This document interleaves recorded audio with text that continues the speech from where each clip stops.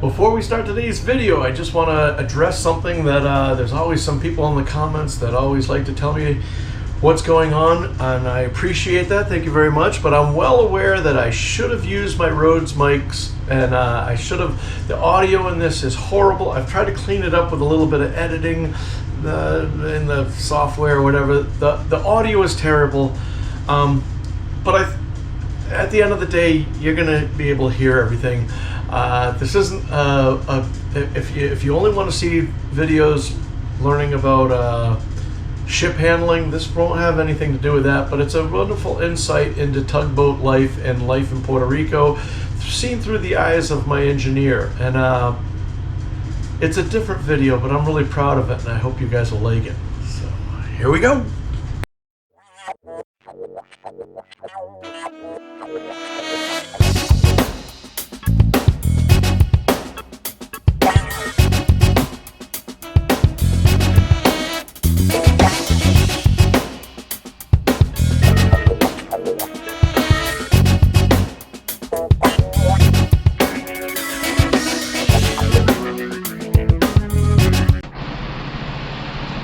So we're over here on our basically our last day of being working here in Puerto Rico, and I have my chief engineer here, Keith.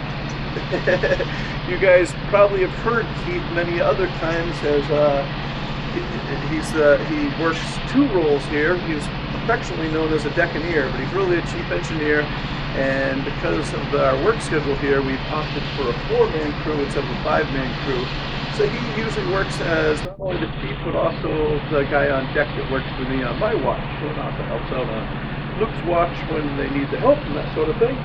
But anyway, we're here in beautiful Ray. Keith and I have loved it down here. We've been here for about 2 years in Puerto Rico working, and as I probably said in the other video, things have changed, and that's kind of what I wanted to talk to Keith about today, is that we are in this business, things happen. Sometimes they happen and we don't like the change and it turns out to be good, and other times we like the change and it turns out to be bad, or we're indifferent to the change and it happens how it happens. I guess you could say that about any part of life. But I wanted to talk to Keith because there's one aspect of the job that I think Keith is a good example of, and that's where I didn't know Keith before he got assigned to this boat. I'm thinking he probably had never been to Puerto Rico or didn't know anything about Puerto Rico. So when I got the opportunity to come here, I came over here, and there was some engineer swapping going around. The engineer that had been here actually went to go pursue his own business, where he got out of the industry because he was starting another job.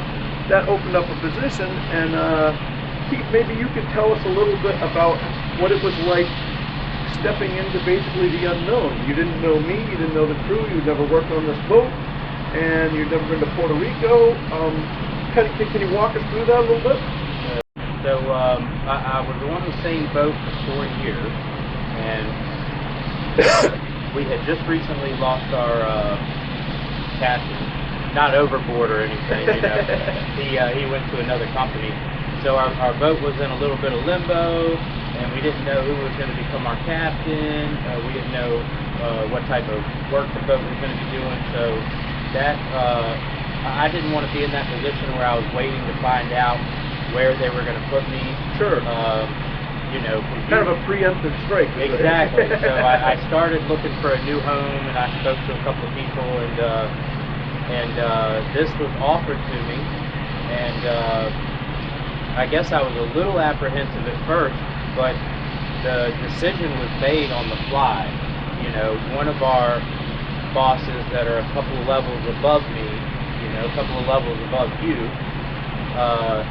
I asked him to put me on a larger boat, which would help with my engineering career. Because you were on a 3000? I was on a 3000.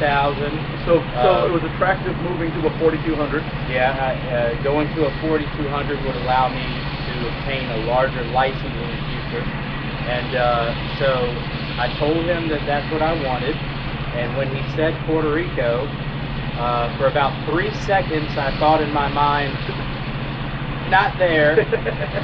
But of course I said, sure, you know, I didn't want to turn down the opportunity, especially when I had asked for it. Hey, hang on, let me just stop for a second. So not everybody could have done the jump that he did. In order for, our company, as many other companies are like this, they have different, what we call ports in different areas around everything. And you get used to the boat you're on, the people you're on, how that structure, corporate structure works there. When you go to someplace like going to the Puerto Rican thing here, this is a different thing. We don't have a port here. It's kind of, I don't want to say the Wild West, but I'm just saying it was a different thing. And in order to do that, we also need different things. So not every engineer could do this. They needed a history, that they worked well with people, because this isn't something, if there was a problem on the boat, you can't just get rid of somebody. You're kind of stuck out here for a while. And you also needed some things like STCW and that sort of stuff. And so, I had that. Oh yeah. And so having all those credentials put you in the running. Right. So I'm just saying, not everybody could have made this jump to begin with. It was good timing, because I had got my STCW only, I think, 3 months before that. Oh, great. And it was, I didn't even need it for the things that I was currently doing. I just wanted to have it in case opportunities opened up in the future. Sure. So it was very good timing. I get you. So I'm hoping that you can expand on this, but I can tell you from my point of view, they said, hey, we've got this new engineer coming for you, and there weren't a lot of questions I asked, because I knew that the company would have to vet the person they're sending to me anyway, and vet meaning that they had the proper experience and the proper credentials, the FCCW, all that sort of stuff. And so there's always some apprehension, especially as you get closer and closer to the, as you work your way up the ladder. So in other words, swapping out a deckhand isn't something that the captain thinks about as much as they do with somebody like the engineer, who the engineer and the captain are traditionally very close, and in fact on ships, they both wear 4 stripes. Maybe you see, when you go on an airplane, you'll see a guy with 3 stripes, and you'll see a guy with 4. The 3 stripes is the first officer, the 4 stripes is the captain. And on ships, engineers actually have 4 stripes. So, so that's a whole other argument. Having said that, I was saying, well, let's just hope he fits in. And then I met Pete, and maybe you can tell me about coming onto the boat and what it was like. Well, actually, I called you first. Oh, okay, that's right. That was 2 years ago. So I had seen Tim's videos online, but I had never met him in person. So I got his phone number and I called him, because I wanted to have a conversation with him before I got here. And we had an hour-long conversation. And everyone's a little different. Some guys will do absolutely anything for the paycheck. They'll work anywhere with anybody. That all they care about is the dollar, and while we are compensated very well as mariners, I myself would not work in a hostile work environment or something like that. So I talked to Tim about that. Tim completely agreed. It's more important to me to work with a good crew, because we live at least half of our lives out here on the water. Absolutely, and viewers of the channel will have heard me say this over and over again. It's exactly those words, that over half of our lives is spent here. And when you think about the vetting process we do going to find a suitable mate, whether it be dating and engagement and all this sort of stuff, we don't have any of that out here. We have to be with somebody that you end up spending a lot more time in a lot closer environment with than you would your spouse. And I'm sure I'm opening up a lot of room for very poor jokes to be inserted there. But anyway, no. What will happen, I mean, for example, when I look at the last 2 years, Keith and I, because of the way the structure of the boat, where Luke has the boat for 6 hours and then I have the boat for 6 hours, Keith and I are on watch together for 12 hours a day. So if you were spending 12 waking hours a day with your spouse confined to a 100-foot steel island, and you did this for a few years, you might, it might be wonderful and it might be terrible. I don't know, but in our case, that was something that I tried to communicate to you, that I too prioritize that that I really wanted us to, to have a work environment that was more, I don't want to say fun. I mean, it's a job. But having said that, we don't have to make it miserable. This is a place that we spend over half our life, and over half of my life, I want to be in a place that I enjoy.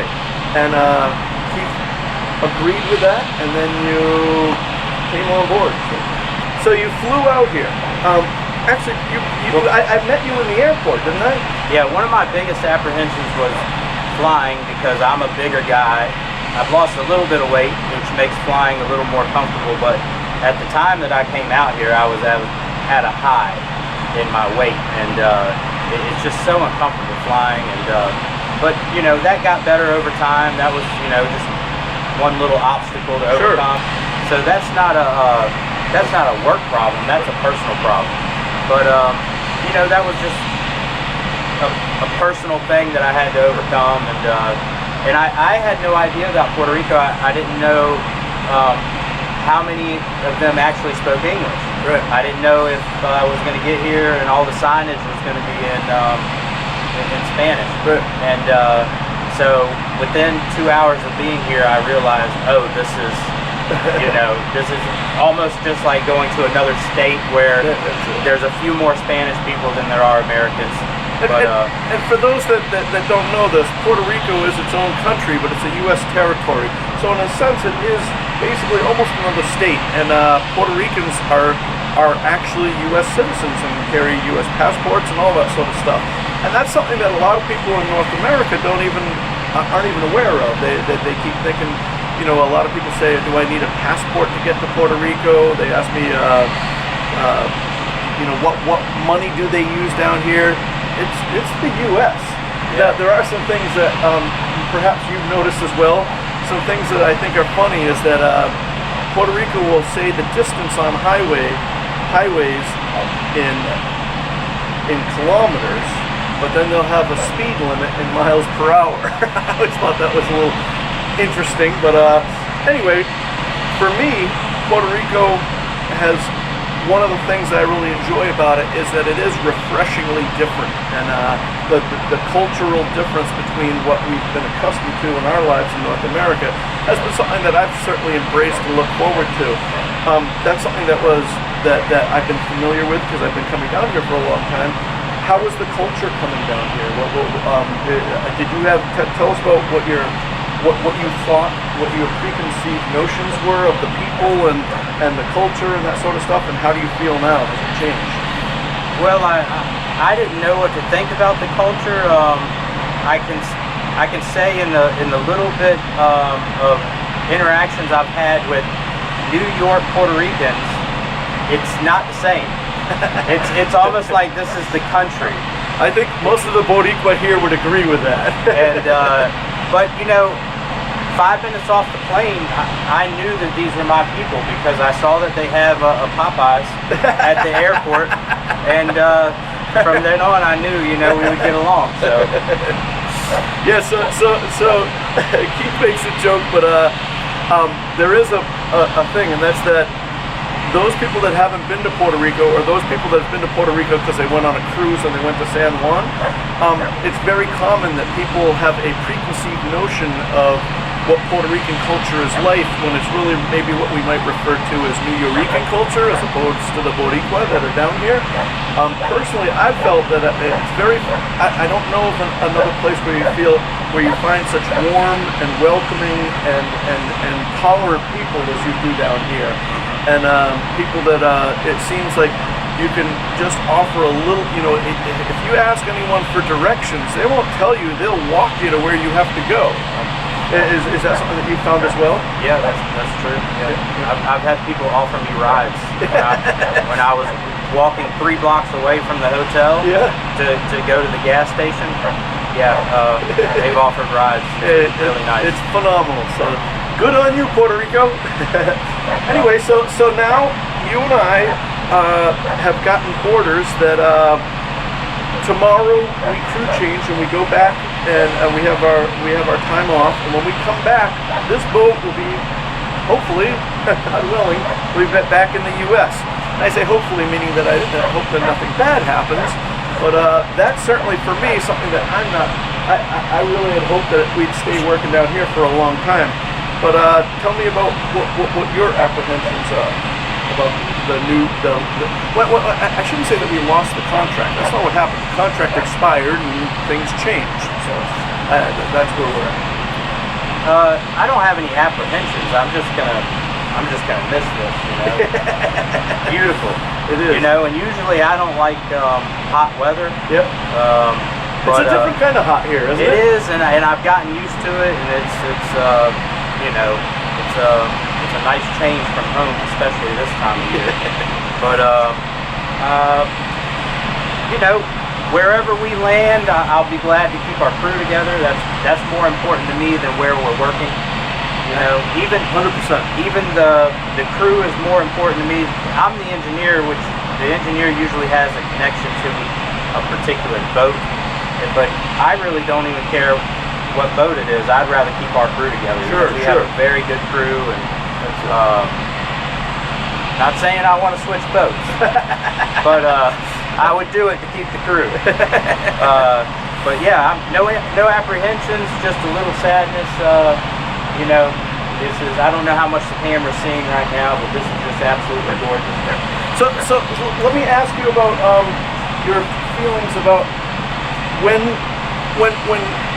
I came down here and Keith came down here as well. We were a 5-man crew, and we kind of took a vote, and after we had figured out how things work and all that, in doing that, I know that there are some engineers that I had worked with that kind of will get into that feeling where I'm an engineer, I'm not a deckhand, I'm not going out on deck and all that sort of stuff. And granted, truth be told, Keith does get a little stipend. It's not nearly what he deserves, and it certainly isn't 2 wages at all. It's just more of a nod for stepping up to both roles. But as the captain, I didn't feel any resistance from you. Is that accurate? That you had no problem doing that? Well, of any port to work in that you're going to have to work a 4-man crew, this is the one. Without a doubt, and that's exactly why we did it. I mean, there's a reason why their boats usually have 5 or 6 people on them, because they require. In this line, what we do here, our job set doesn't really require that. Go ahead. Yeah, we're attached to one barge, and we move that barge usually no more than once a day, sometimes twice a day on short moves. Yep. And that still allows me enough time to get my engine work done and to get my sleep. It's very rarely that I have to stay up on my off watch due to us having a 4-man crew.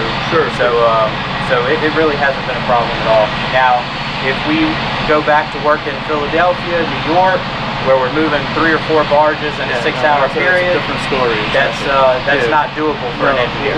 Without a doubt, without a doubt. Yeah. So it really has to do with work pace, but yeah. So coming down here, other than the work pace and that, as far as your engineer work goes, do you find that there was different things happening down here than back at home because we're down in a different sea and a different thing? I mean, I'm not trying to set you up. It's okay for you to say, no, it's all the same, or no, this was different. No, you know, down here I don't have to turn on my block heaters like I would in New York in the winter. That's about it. Other than that, I haven't noticed anything. It's a little harder to keep the back deck painted because we take so much seas over the back deck when we're towing, but that's any ocean-going boat. Sure. So, but other than that, there's nothing I can think of. It's much hotter in the engine room at all times. But as far as how the boat performs, or me having to do additional work by being down here, there's none really. Well, great. Well, as of the time of recording this, Keith and I don't know where we're going, other than that we're going home tomorrow. Or yeah. Keith's going home. I actually am going to work on another boat, and I think Keith's going to come and hang out with us for a week there. He too is going to work over, so that'll be good to see him and be able to work with him on our time. Like I say, you end up spending a lot of time with your watch partner, and you've been a good watch partner to have. And as far as a captain goes, he's been very good for me as far as me having an engineer. I don't have to worry about anything with you, and that's great. I sure am going to miss this. Right now, I don't know, we're trying to use this microphone on the, I should really set up our cordless microphone. You're hearing the aerated power plant in the background, but that certainly doesn't take away my appreciation of the beautiful scenery here. And even one thing that the video doesn't convey, Puerto Rico has a certain smell. Do you smell that? Sometimes I get up in the morning and I'll go outside and check everything out while I'm having my coffee, and there's a smell of almost the jungle bringing that waft of scent across the water. Especially after it's just rained. Yes, exactly. It almost drives all that up, and it's really wonderful. And who knows? I know that my viewing audience seems to like the New York videos the best, and thinks that the Puerto Rico videos are less awesome. But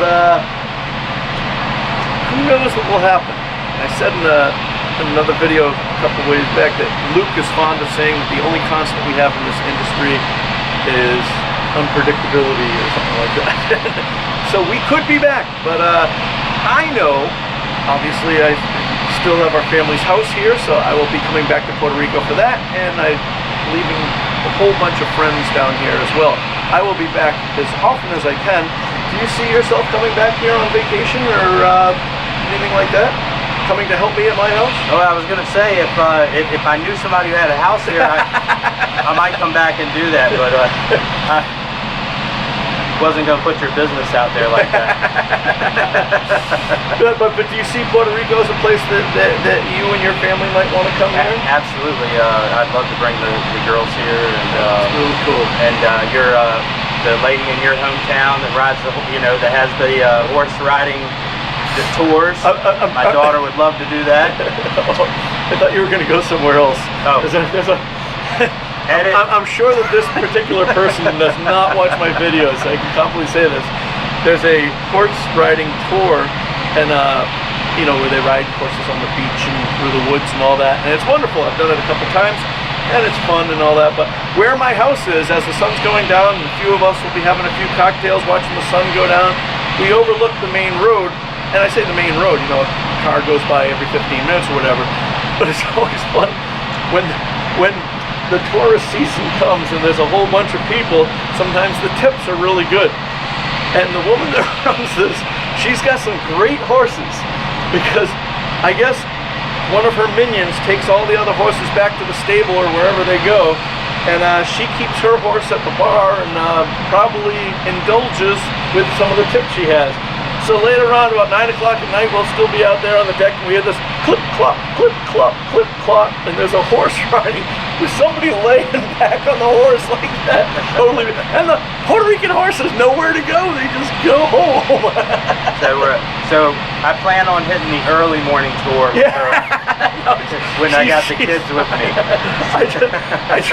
That's something that every time I've seen that, I've just thought it's been the funniest thing, but maybe it's because I was drinking all day as well, so who knows. But anyway, Chief, thanks for coming and talking to the audience, and you guys, thank you so much for watching.